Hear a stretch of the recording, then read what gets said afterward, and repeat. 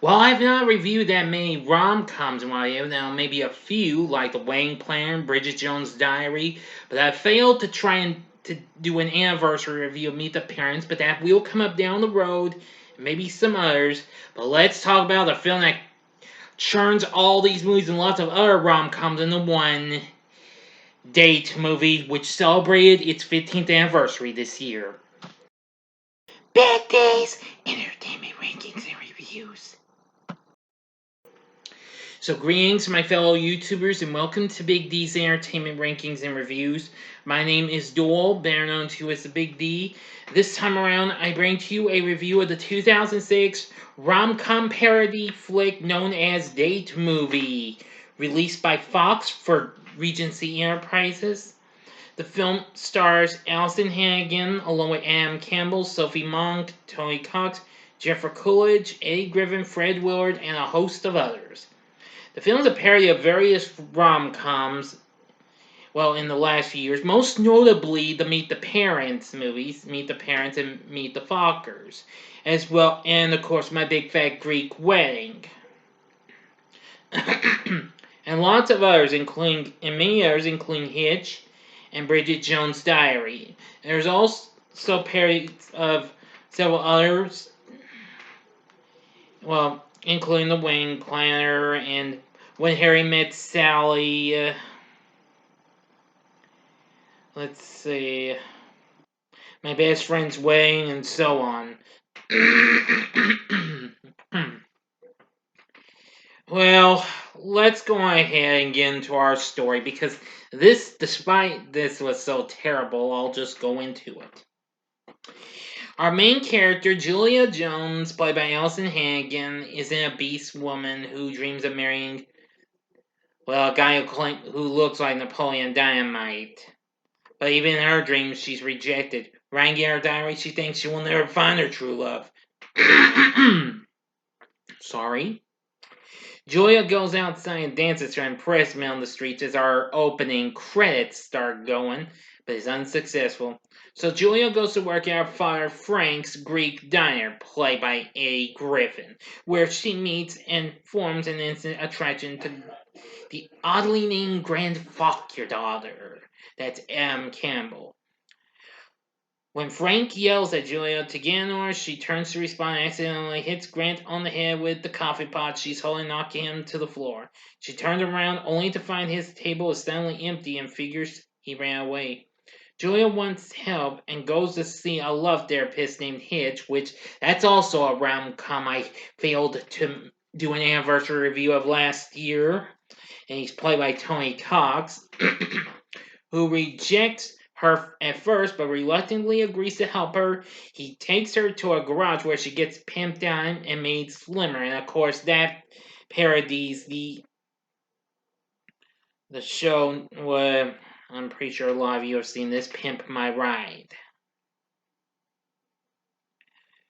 Well, she earns a spot on a reality television dating show called The Extreme Bachelor, and the Bachelor turns out to be Grant. Well, host Ty Andrews introduces Grant, who greets all the women and is asked to eliminate the losers, which he does by shooting one by one. And Julia is the last woman standing and is rewarded with dinner for two at a restaurant called A Restaurant. Crazy. After their meal, Julia and Grant head back to her apartment where they have some sex. Julia takes Grant to meet her parents. Well, later on, Grant and Julia takes Julia to Tiffany and Company, where they turn on the lights to reveal the salespeople ready to let her pick whatever she wants. Grant then confesses he loves her and proposes to her, and Julia says yes. So they go to the oddly named Jello, a wedding planner, who has amassed a bouquet. She suggests they go to a restaurant known as Taco Butt, but when they decline, she gets upset and tells them that's the best she can do on short notice and they need to book a caterer, pick a pinata, and choose the best man. When Grant says he has a best man they will meet up with later, she shows them what she has already booked for the entertainment, after which she uses her butt to knock over the desk and then aggressively rips off her clothes to reveal a gold spandex bra and tights, shocking the couple, and shows off her dance moves until she backs up to them as they scream in fear while she joyfully crushes and smears them with her booty.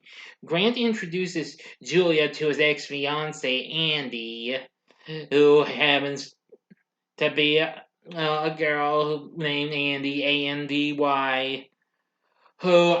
well, at first seeing her, I thought Sophie Monk was just a hot one. I mean, yeah, seeing her, well, is amongst little bit of something that saves this movie from being a disaster. Alyson Hannigan, I think it's the only one I really liked. Anyway, who sees to harbor no resentment towards Julia for marrying Grant, going so far as to help Julia stop to shop for a wedding dress. Excuse me. At the drugstore, Julia hits her hand on a power box and finds that she can read people's thoughts. And Julia finds from reading Andy's mind that she wants to get back together with Grant and plans to split the two of them up. And they fight each other, Kill Bill style. Now for final acting, and then I'm going to go ahead. Anyway, you know the procedure. You have 5 seconds to stop. Go to the description box below and fast forward to the time below. If you've had the guts and glory to even watch this movie, continue on after the 5 seconds. Here we go.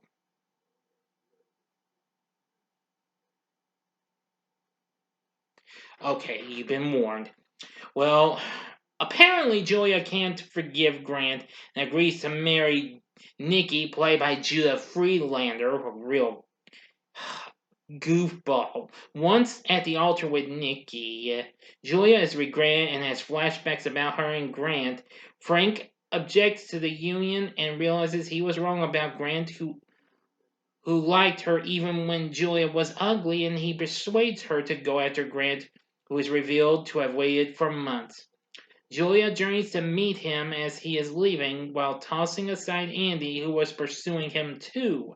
Julia arrives too late and sees Grant on the streets before she falls off the roof, though is conveniently caught by Grant. They get back together and get married, with hitch officiating and now dating Jello. Andy and Nikki meet at the wedding, and they fall in love. Meanwhile, Grant and Julia leave in a horse and carriage, and Julia also gets a present from her mother-in-law, vaginal thermometer, which apparently has been in their family for generations and is regarded as good luck when it's not washed.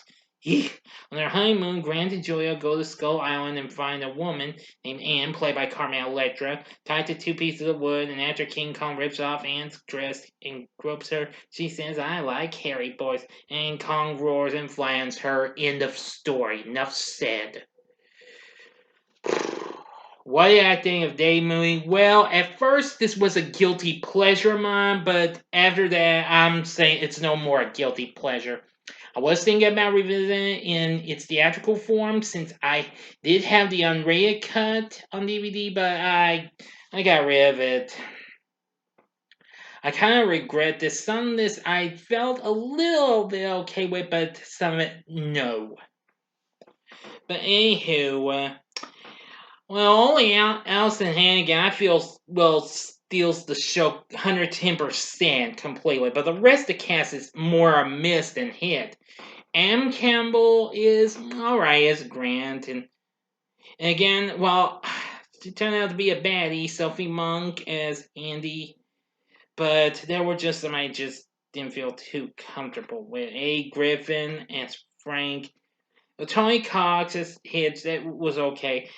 Fred Willard and Jennifer Coolidge, both playing Grant folks. Well, what can I say? Who am I kidding? I'm just gonna say this film is totally a fucked up piece of work. This film really got dissed and what have you. Despite getting dissed by critics and what have you, the film, however, went on to make almost $85 million worldwide, which is why I spoiled the movie. Now, after this, Fox released, well, the film on DVD in its original 83-minute rated version, and also an unrated version, which was just a minute longer. So anyway, Well, there's not really much to say, so what I recommend is let me put you this way in a more cleaner way instead of saying the F word again. Hell no. Stay away. Stay away from this movie unless you are a hardcore spoof lover, okay? Enough said. But it, but what the hey? If you hate this movie, fine with me. Just tell me what you hate about it, or if you like this movie, tell me what you liked about it in the comment section below. All right, that's all I'm gonna tell you. If you like this video, click the like button below, subscribe to my channel as well, and be a part of the Big D Nation. Join me next time when I bring to you a movie that I'm actually got an anniversary review ready for, Josie and the Pussycats. And also tomorrow, look for a spoiler-free review of the new Netflix film Thunder Force, which I just recently watched last night. Anyway, thanks for watching, and if you like this, you might want to check out some of these other reviews I've done. In the upper left-hand corner is my review of Scary Movie, which this film was written by Jason Freeberg and Aaron Stelter, who also directed this film and wrote the script for. The upper right-hand corner is my review of another fun-filled comedy with a little satire in it, UHF, with Weird Al Yankovic, which is a much better movie than this. Or go to the bottom left-hand corner and see my review of a film that has a little bit of parodying in Tomcats, which I reviewed last month, and that review's already done pretty darn well, considering that what didn't do too well. In the bottom right-hand corner is the button you can click to subscribe. If you like rankings and reviews on movies, TV, music, video games, etc., then I'm your guy. Thanks for watching. Until next time, I'm the Big D saying, see ya.